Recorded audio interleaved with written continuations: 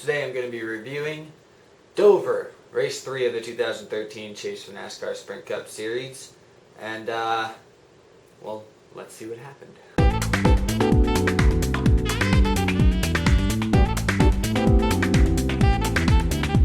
Hello there and welcome to the third edition of my Chase Race Review show. Today I'm going to be reviewing Sunday's race, the AAA 400 at Dover. Was it the AAA 400? I don't actually know. Oh well. Anyway, I don't have any notes or anything, so I'm kind of going to be just talking about this all off memory and whatever I've read.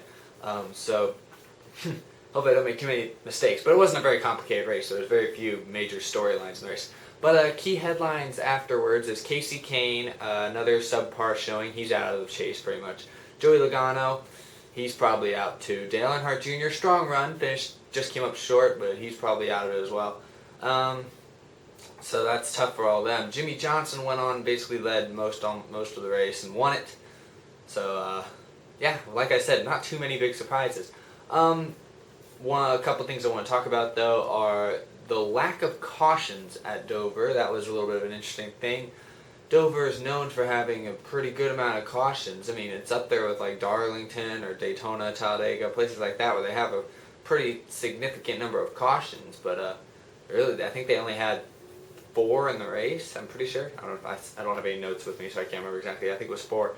But yeah, that was it. And other thing I want to talk about is the point standings. Couple key things. Couple guys, big movers and goers. Well, Matt Kenseth continues to lead the points. Jimmie Johnson only was able to make up Jimmie Johnson made up about 10 points and 8 into Kenseth's lead. It's only an 8-point lead now. It was 13 coming today. Kyle Busch moved from 2nd to 3rd. He's 13 points back. Kevin Harvick and Jeff Gordon are tied for 4th. They are 39 points back, I believe, which is almost a full race. So they're 4th place, and they're gonna have to run up. They're gonna have to really work hard, because at this point it is a 3-man race. I don't care what anybody else says at this point. It's kind of obvious at this point that Kyle Busch, Jimmie Johnson, and Matt Kenseth are the 3 favorites to win the title, and I'd give it about 99% chance that one of them will win the title. So it's a 3-man race at this point. Jeff Gordon and Kevin Harvick, they might be able to get up in there and maybe break the top 3, but neither of them are going to win the championship. Another big goer was Carl Edwards. He falls back from 4th place to somewhere back there after a DNF, or he had a mechanical failure. I don't remember exactly what it was, but he finished 35th, if I'm not mistaken.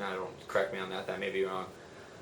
So Carl Edwards, he's way back there. That's all I have to say.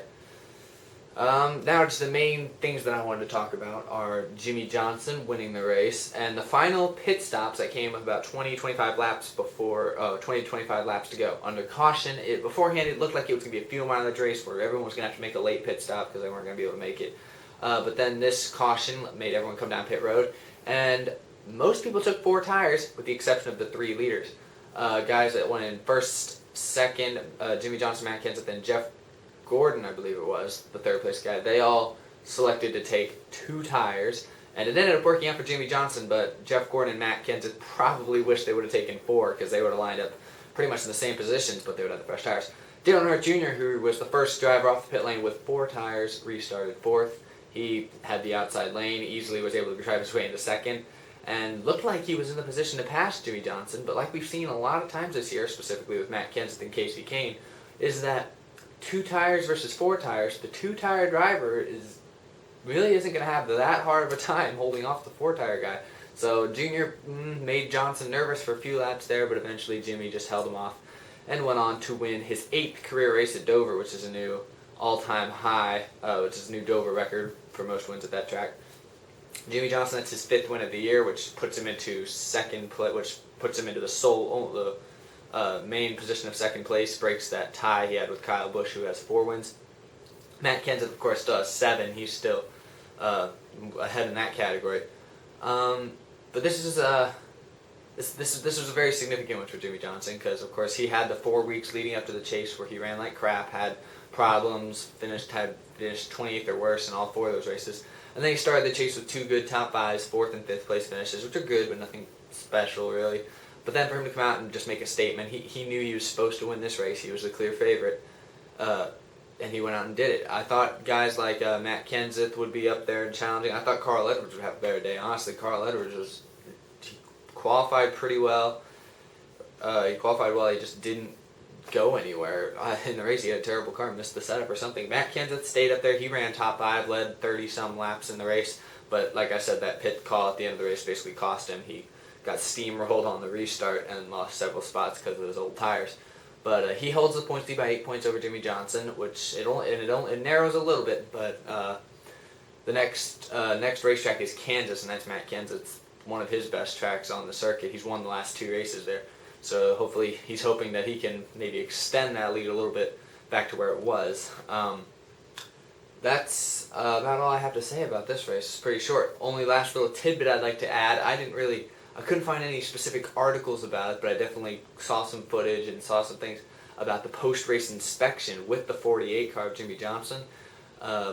Apparently, the officials were having some conversations with Chad Knaus and them. They were pointing out some stuff, and I don't know. I don't think there's going to be any penalties or anything, but it seemed like they acted like it was going to be okay, but it's one of those reasons I don't like Chad Knaus.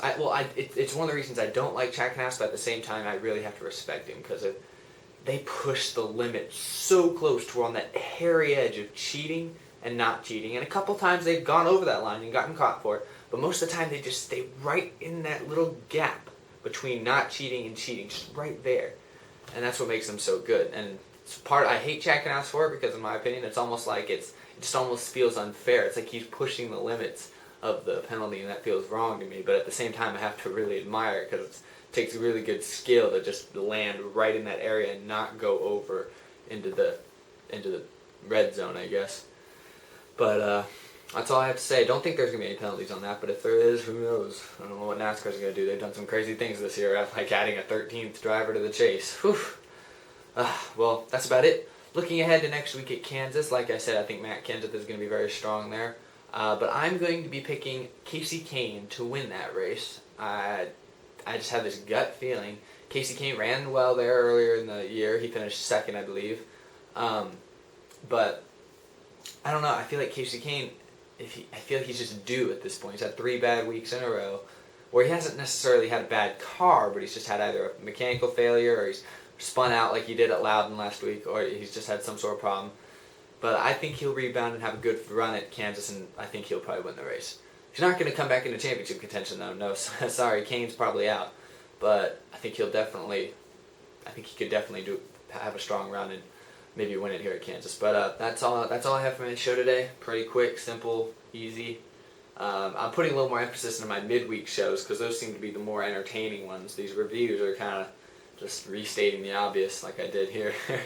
But I hope you liked it. If you want me to answer your question or comment, or want me to talk about something in my video on Thursday, go ahead and leave it down in the comment section below.